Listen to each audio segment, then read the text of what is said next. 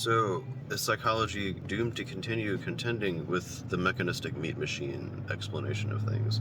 Must it remain a soft science using soft terminology necessarily because the hard, cold reality of our mechanistic nature will always be uncomfortable and yet always the most true or the more true way of perceiving things? So, primary example, stimulus response that we see in all other animals, we humans have a very minute and rudimentary ability to intervene on that between the stimulus and the response.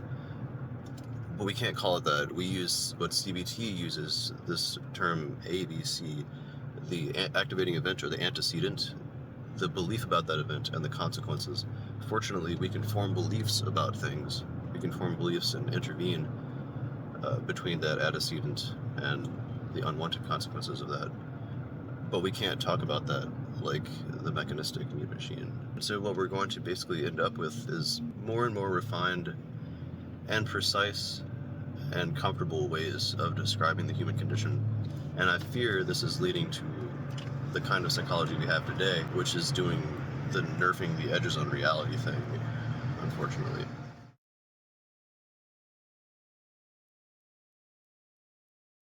And this ties into another question I had today. Are we better off studying through a polymath approach with the mind, or are we better approaching the study of the human mind via multidisciplinary approaches? So, at least as psychologists, if we want to have this proper soft language or ever more accurate and ever more comfortable ways of speaking about the human condition and the mind, the best way to do that would be to approach from multiple fields. So we want to be studying Sapolsky-style human behavioral biology. We want to be studying deeply into causality and determinism and how we are animals just like all the rest, and deeply acknowledging our very little amount of free will that we have, if we have any at all.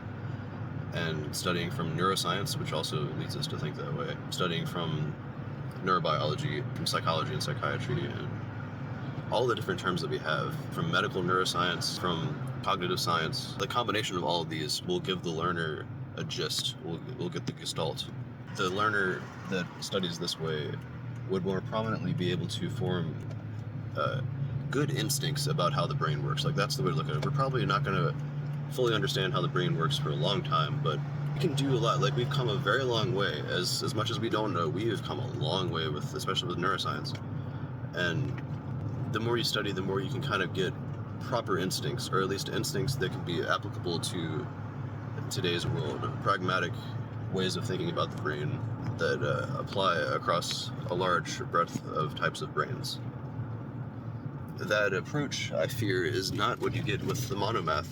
That's not what you get with the university PhD in a specialist position. That's not really what you seem to get with just the neuroscience degree or just the psychology degree. I'd feel more confident talking to a neuropsychologist or someone that's doesn't even have a degree, like myself, to use myself as an example. I've been going hard at this polymath approach for the past 5 years or so, and I feel like this is providing me that gist and giving me good instincts on how the brain works in ways where I now am noticing the flaws in the arguments in the specialty fields, the monomath approaches. Anyways, these are my thoughts right now. Let me know what you think. Like and subscribe, please. I'm really trying to grow this channel. Much love, y'all.